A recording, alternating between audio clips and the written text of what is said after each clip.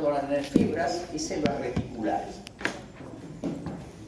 Esta es una imagen de nuestro ganglio. Podemos ver que por fuera tiene una cápsula de conjuntivo denso, irregularmente dispuesto. Esta cápsula emite trabéculas, fijan ustedes, emite trabéculas, pero esas trabéculas no segmentan el órgano en lóbulos ni lobulillos, ¿ya? En la zona cóncava tiene una depresión, por eso se genera esta zona cóncava, y por la zona cóncava también penetran trabéculas de tejido conjuntivo, y estas trabéculas de tejido conjuntivo forman una suerte de red en la zona interna del ganglio. Tanto las trabéculas corticales como las trabéculas medulares no llegan a formarse, es decir, no se forma una estructura trabecular que segmente el órgano linfático. Por la zona del ilio, que es la zona cóncava, van a penetrar los vasos sanguíneos y van a salir los vasos sanguíneos, ¿ya? Y por la zona cóncava también salen los vasos linfáticos. Así nuestro ganglio tiene trabéculas conjuntivas, corticales, y tiene trabéculas conjuntivas medulares. Por las trabéculas conjuntivas penetran los vasos sanguíneos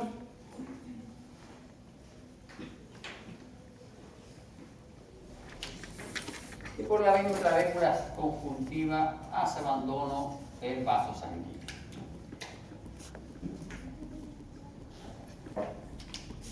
En cambio, los vasos linfáticos penetran al ganglio por la cara convexa.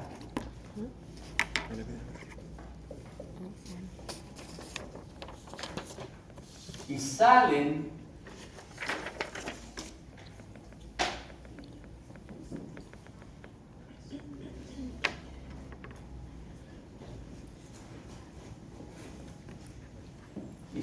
del ganglio por la cara cóncava. Entonces los vasos sanguíneos ingresan por la cara cóncava, van por las trabéculas, abandonan las trabéculas en el límite córtico medular, atraviesan toda la corteza, hacen un loop en la corteza, se capilarizan en la corteza y regresan y abandonan el ganglio linfático.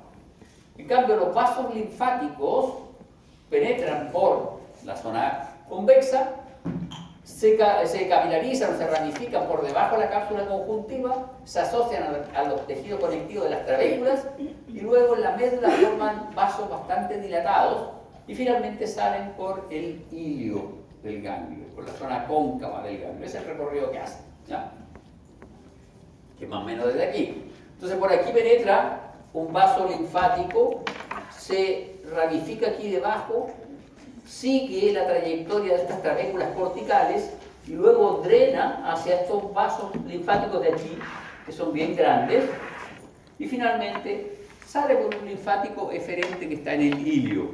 Los vasos sanguíneos, la arteria penetra por aquí, se va por una trabécula, aquí en esta zona, la arteriola se transforma en arteriola, capilariza. ¿Y dónde capilarizan los vasos sanguíneos? Capilarizan aquí, en los nódulos, y desde el nódulo salen vénulas postcapilares, y aquí están las vénulas postcapilares. ¿Cuáles son las vénulas postcapilares de esta zona?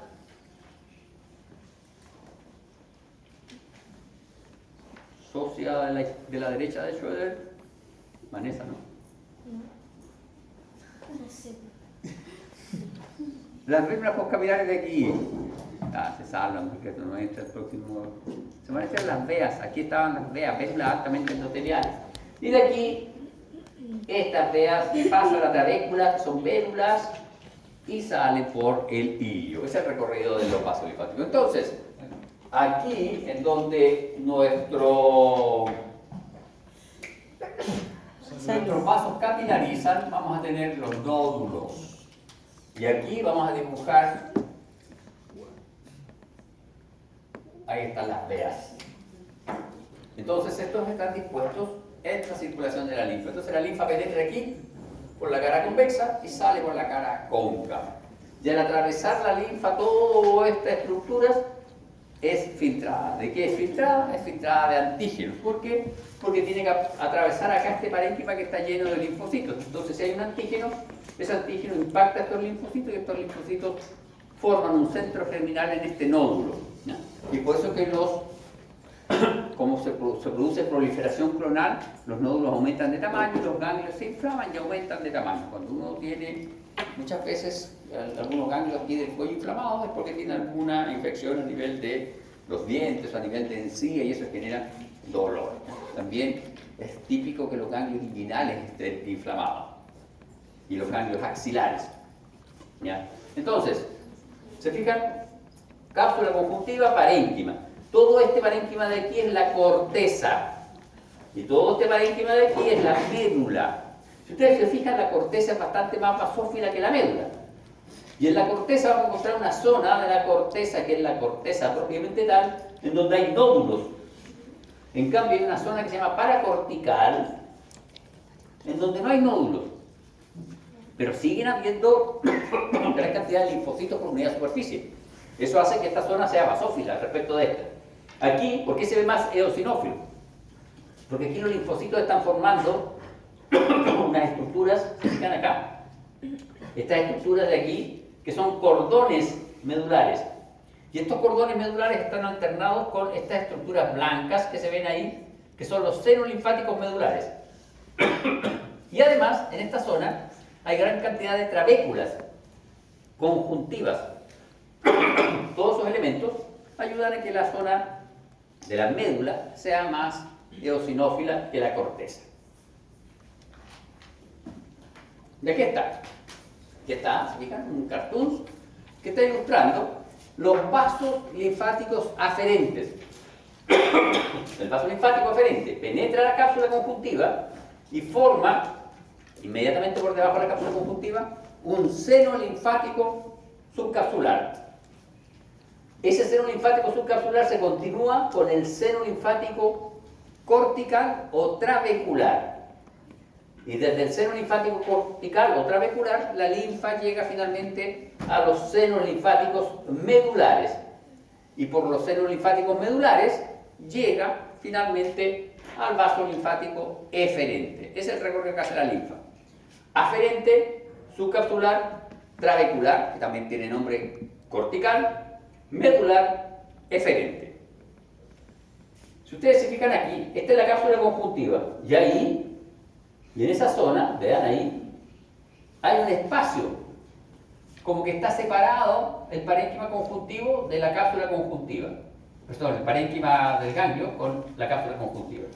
Pero no es que esté separado así artefactualmente, sino que se ve una red de elementos celulares. Ahí hay una red de células reticulares. Y esa red de células reticulares es por donde va a pasar la linfa. Entonces aquí la linfa tiene que pasar entre esa red de células reticulares, que obviamente tiene gran cantidad de linfocitos y tiene macrófagos. Entonces si hay antígenos acá, esos antígenos son atrapados por esos macrófagos le presentan ese antígeno a los linfocitos y los linfocitos inician una reacción. La linfa sigue por aquí, drena obviamente por aquí y también drena hacia los senos linfáticos medulares, pero lo normal es que siga. Esta es una trabécula conjuntiva, eso es una trabécula conjuntiva cortical. ¿Se fijan? Ahí sigue el espacio, sigue, y finalmente va a llegar a estos espacios grandes de aquí, que son los senos linfáticos medulares. Corrijo la expresión, no son espacios, son estructuras linfáticas, son capilares linfáticos, que a diferencia de los capilares sanguíneos, los capilares linfáticos están llenos en su interior de células reticulares. Es un filtro, como si fuera un verdadero filtro, ¿ya? De acá tenemos el parénquima de la corteza, se fijan con la zona cortical, con nódulos, con centro germinal, todos los nódulos, corona linfocitos, centro germinal, la paracortical, y la zona medular en donde los linfocitos forman cordones. Se ordenan los linfocitos formando cordones. Estos son los cordones medulares, y aquí en medio están los senos linfáticos medulares. Acá está, de nuevo, esquematizado el recorrido de la linfa. Tenemos vaso linfático aferente, vaso linfático que ahora se llaman senos linfáticos, subcapsular, seno linfático trabecular, seno linfático medular, vaso linfático eferente. ¿Por qué estos se llaman senos linfáticos y no se llaman vasos linfáticos? Primero, porque tienen un recorrido sinusoidal, no es muy rectilíneo su recorrido. Y segundo, porque la pared es bastante particular. La pared de este seno linfático que está adherida al tejido conjuntivo es una pared de tipo endotelial continua. En cambio, la pared que está adherida al parénquima del ganglio es una pared discontinua. ¿Ya? Y aquí, al medio, hay células reticulares dispuestas formando una red.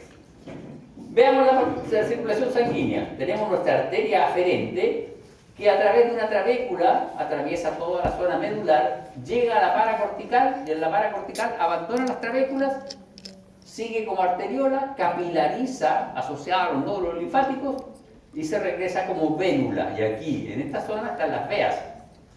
Vénulas altamente endoteliales, zona paracortical. Y luego, estos vasos venosos vuelven a adquirir una cubierta de tejido conjuntivo y abandonan el vaso, o abandonan el tejido ganglionar. Y entonces, recorrer la linfa. Vaso linfático aferente, seno linfático subcapsular, seno linfático trabecular o cortical, seno linfático medular, vaso linfático eferente. Porque estos son senos linfáticos, tienen un lumen irregular, tienen una pared irregular y además en su interior tienen estos elementos de células reticulares que actúan como filtros. Aquí está de nuevo. El mismo esquemita, para que ustedes lo repasen, no lo vamos a explicar. El mismo esquemita. Acá está el esquemita, aquí está la imagen histológica. Solo recalcar, se fijan ustedes, esto es la médula, esa es la corteza, ese es el hilio. Por ahí salen los elementos linfáticos, por aquí penetran y salen los vasos sanguíneos.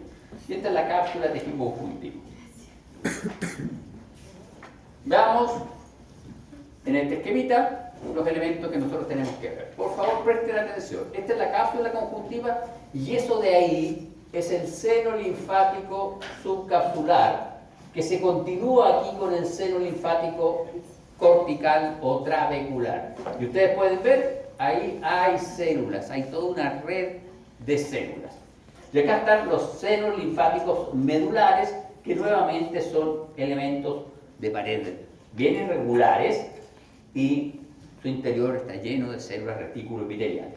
Estos son los cordones medulares, que son zonas en donde hay una agrupación, se agrupan, ¿no? Aquí los linfocitos formando estas estructuras corticales. Y aquí tenemos una trabécula conjuntiva que tiene vasos sanguíneos. Los vasos sanguíneos que están en la médula del ganglio siempre van a estar recubiertos por tejido conjuntivo.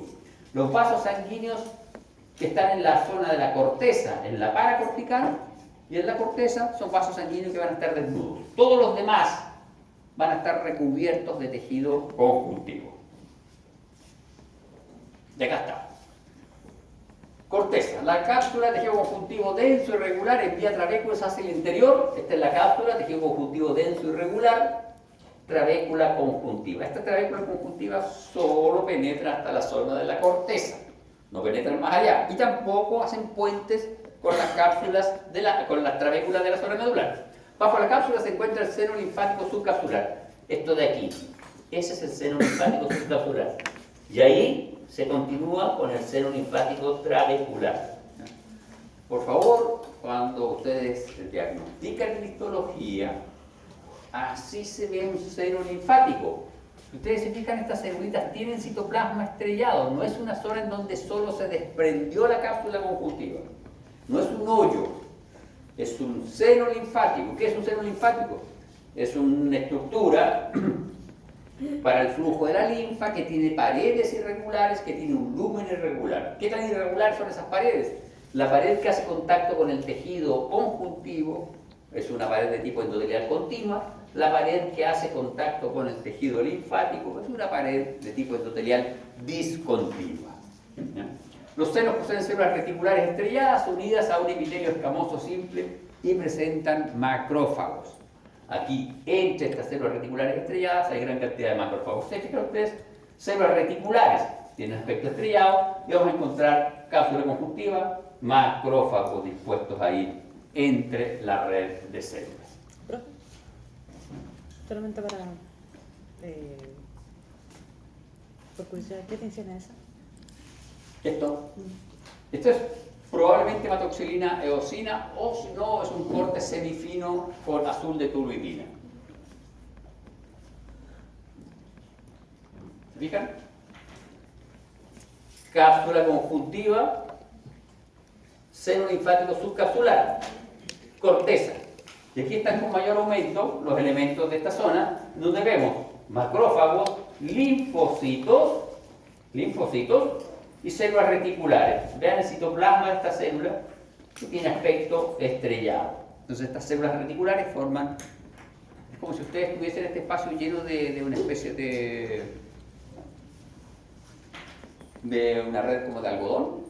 No sé si han visto unas cosas que son lufa, ¿sí? Unas cosas que son de origen vegetal, que reemplazan, o lufa o lufa, que reemplazan las esponjas de mar. Ah, sí. Sería un símil, es una cosa, una red acá. Entonces estas células reticulares formarían esta red, y en esa red estarían vigilando linfocitos y macrófagos. Y por aquí al medio pasa la linfa. Entonces cualquier bacteria que pase, cualquier antígeno que pase por ahí, puede ser reconocido por los linfocitos. Bien, vamos a ver nuestros nódulos linfoides. Son agregados ovoideos de linfocitos B, esféricos u ovoideos. La mayoría de ellos se ven ovoideos, son linfocitos B, ya lo habíamos dicho.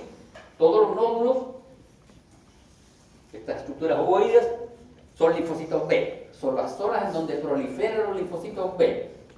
Y los nódulos, cuando tienen esta estructura más eosinófila en el centro, que se denomina centro germinal, corresponden a nódulos activos. Un nódulo activo es un nódulo en donde se está produciendo una clona en respuesta a un antígeno. Por lo tanto, si ustedes revisan un ganglio linfático y ven que sus nódulos no tienen centro germinal, quiere decir que es un ganglio linfático que no ha recibido antígenos. Si tiene centros germinales, quiere decir que es un ganglio linfático que está respondiendo a algún antígeno. Los ganglios, cuando se inflaman, aumentan bastante de tamaño. Un ganglio linfático humano es un gordito así pequeñito, como el tamaño de mi uña, de mi dedo pequeño, pero si se inflaman pueden llegar a ser cosas de este tamaño, incluso más grandes. ¿Ya? En caso de que exista estimulación antigénica, presentan un centro germinal y se denominan nódulo linfoide secundario. Y se generan células B de memoria y células plasmáticas. Aquí el linfocito que es activado penetra aquí, genera una clona de linfocitos y varios de las clonas se quedan como linfocitos B de memoria y la otra clona se transforma en linfoblasto y célula plasmática. Y aquí hay una red también de células reticulares que tendrían una función, comillas así, de nodrizas. ¿Ya? Aquí por fuera del nódulo, en la corteza, vamos a tener una mezcla de linfocitos T y linfocitos B.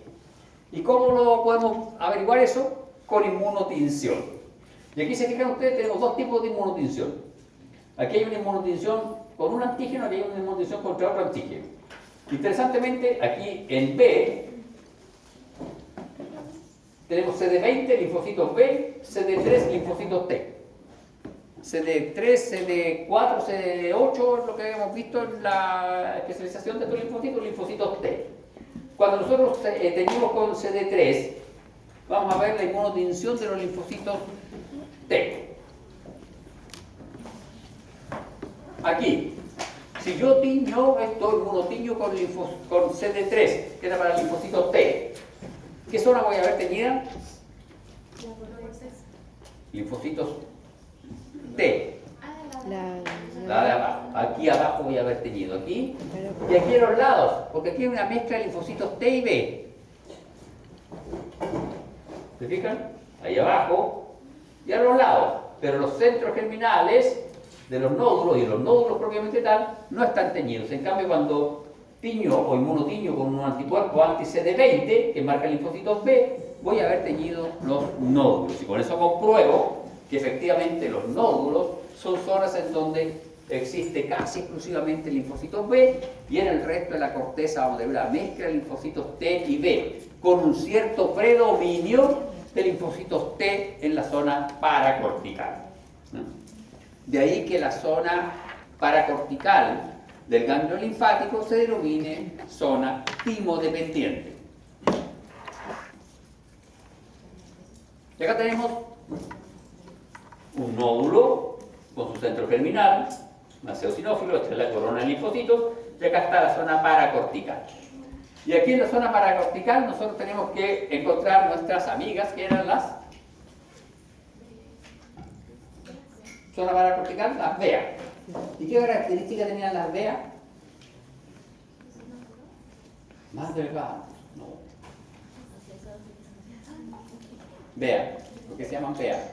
No, porque se llaman Beatriz, no, sería con otra vez. Son venas. ¿Ah? Venas. ¿Ven eso? ¿Ven eso de ahí? Vénulas altamente endoteliales, tienen endotelio cúbico. Cúbico. ¿De acuerdo? Entonces, ahora, esta fotografía es súper rebuscada, uno lo trata de visualizar estas veas y es muy difícil poder observarlas en preparados comunes y corrientes, ¿ya? Entonces posee vénulas de endotelio alto por donde penetran los linfocitos al sistema vascular. Desde el sistema vascular, perdón, linfocitos. ¿Qué linfocito penetra? Principalmente linfocitos T. Bien, la médula. Los linfocitos muy grandes de la corteza y paracorteza hacia los senos medulares, desde donde pasan a través de vasos linfáticos eferentes y salen del ganglio. En la médula posee trabécula tejido conjuntivo con vasos sanguíneos en su interior. Esto sería médula. Esto de aquí son cordones medulares, ¿se fijan? ¿Y qué es un cordón medular? Es una agrupación de linfocitos, macrófagos y células reticuloepiteliales o células reticulares. Y te dicen, sí, pero en el seno linfático medular también habían linfocitos, macrófagos y células reticulares. ¿Cuál es la diferencia? La densidad, ¿ya? La densidad, aquí hay mucha mayor densidad por unidad de superficie y esta estructura no tiene pared, en cambio el seno medular sí tiene pared, esta pared endotelial discontinua, sí, pero tiene pared. Las trabéculas conjuntivas son tejido conjuntivo denso y regularmente dispuesto y va a contener vasos sanguíneos. Esta es la trabécula conjuntiva, este es el seno linfático medular y este es el cordón medular, ¿se fijan? Gran cantidad de linfocitos por unidad de superficie, macrófagos y células reticulares. Aquí están nuestras células reticulares, se ven muy bonitas ahí, formando nuestro citorretículo, aquí hay muchas, y hay linfocitos. Aquí reconocer un macrófago es bastante más difícil, esto podría ser un macrófago, o ese podría ser un macrófago, se ve bastante redondito. Este es nuestro seno linfático medular y esta es nuestra trabécula conjuntiva. Los vasos sanguíneos, arteriolas y venas van a estar aquí. No hay vasos sanguíneos de gran calibre aquí. Este es el cordón medular. Bien. Finalmente, la función de nuestro ganglio linfático. Los ganglios linfáticos filtran la linfa y actúan como sitios de reconocimiento de antígenos. ¿Por qué filtran la linfa? Porque la linfa penetra por el vaso linfático aferente, pasa al seno linfático trabecular, al seno linfático cortical o trabecular, perdón, subcapsular, trabecular, medular y finalmente salen por el ilio. La linfa penetra el ganglio linfático por su parte convexa, vasos linfáticos aferentes. El vaso linfático aferente atraviesa toda la cápsula conjuntiva. ¿Cómo reconozco yo un vaso linfático aferente en la cápsula conjuntiva? La cápsula conjuntiva tiene vasos sanguíneos. Ustedes tomaron el tiempo, aquí hay vasos sanguíneos, aquí hay tejido adiposo. ¿Cómo reconozco yo un vaso linfático aferente en la cápsula conjuntiva? Los vasos linfáticos tienen endotelio, igual que los vasos sanguíneos. Se parecen a los vasos venosos, pero tienen una túnica media pobremente desarrollada y lo principal, tienen válvulas. Entonces, cuando yo quiero reconocer mi vaso linfático aferente, tengo que buscar un vaso de paredes muy delgadas y que presente válvulas en su interior. Son pequeños, pero tienen válvulas. ¿Por qué tienen que tener válvulas? Para que la linfa se vea obligada a penetrar por este filtro. Este es un filtro, por lo tanto, opone cierta resistencia al flujo de la linfa. Entonces estas válvulas impiden que la linfa salga del ganglio y la obliga a seguir el único curso que tiene, desde la corteza hacia el hilio del ganglio. Entonces por eso lo puede reconocer, tienen válvulas, son del tamaño de una vélula, tienen las características histológicas similares a una vélula, pero son de paredes mucho más delgadas que una vélula, pero tienen válvulas en su interior, cosa que una vélula no tiene. Y lo otro interesante, no van a tener elementos vasculares, no tienen elementos figurados, tienen linfocitos en su interior, pero no elementos figurados, llámese glóbulos rojos. No voy a observar glóbulos rojos. Entonces, si yo aquí en la cápsula conjuntiva observo un elemento de aspecto o tamaño equivalente a una vélula, reviso su pared y es delgada y además presenta válvulas en su interior, ¿qué es una válvula? Una válvula es una proyección del endotelio hacia el interior. Una proyección del endotelio, eso es una válvula. Tiene válvulas y no tiene glóbulos rojos, es un vaso linfático aferente. Estimada señorita de verde, en la zona del hilio, ¿cómo reconozco los vasos linfáticos aferentes? ¿Sí? Es que cuando yo estoy en clase no se puede reír nadie. No, nadie puede estar feliz mirando el teléfono.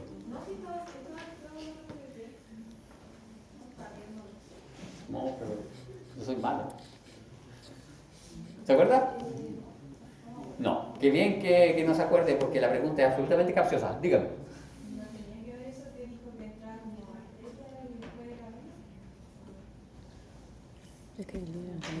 La pregunta es absolutamente capciosa. Es solamente una vía.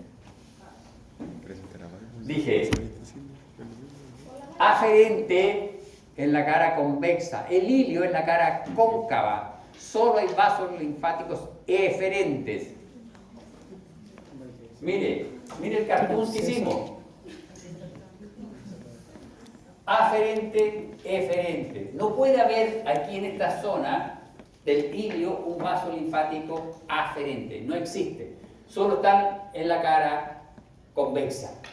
Cara cóncava tiene un solo vaso, que es el vaso linfático eferente. Vaso linfático eferente. Los aferentes están acá. Entonces la pregunta era capciosa. ¿Para qué? Para que lean bien, porque estuve revisando en la mañana sus test y varios se equivocaron en tonteras. La tontera del disco intercalar. El disco intercalar es una estructura así que se distribuye transversalmente y yo corto transversalmente, no lo voy a poder ver. ¿No? Ese tipo de cosas tienen que leerlas bien. Profe, es capcioso al preguntar. Recuerden ese expreso. Tiene hasta el 19 para entender. Capcioso el caballero. Complicado para preguntar. Bien.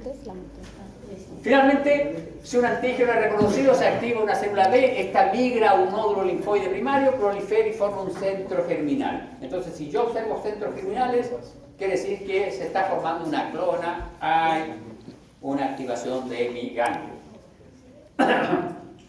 La región entre la corteza y la zona, esa es la zona del linfocito T. Si ustedes se fijan, nuestro ganglio es capaz de producir anticuerpos y es capaz de producir respuesta celular. Eso, ustedes tienen una inmunología básica, así un cuento último, mínimo. Ya. ¿Por qué hay linfocito T y por qué hay linfocito B? El linfocito B es el encargado de la respuesta humoral, a través de, esta es la denominación antigua, a través de humores fluidos. Así mal, no, eran anticuerpos. En cambio, el linfocito T es el encargado de la respuesta inmune celular. La respuesta inmune celular es la que se activa la fagocitosis del antígeno. ¿Ya? Entonces, el B es el encargado de la respuesta humoral a través de fluidos, anticuerpos. El T es el encargado de la respuesta inmune celular a través de activar macrófagos. Y finalmente, recuerden, en la zona paracortical están estos vasos venosos. ¿Qué era lo que tenían? Tenían selectinas. Y esas selectinas eran reconocidas por el linfocito T y permitían que este linfocito T penetre aquí. Y aquí están nuestras veas en la zona paracortical. Bien, señores, quedan libres para ir a estudiar su test. Gracias, profe.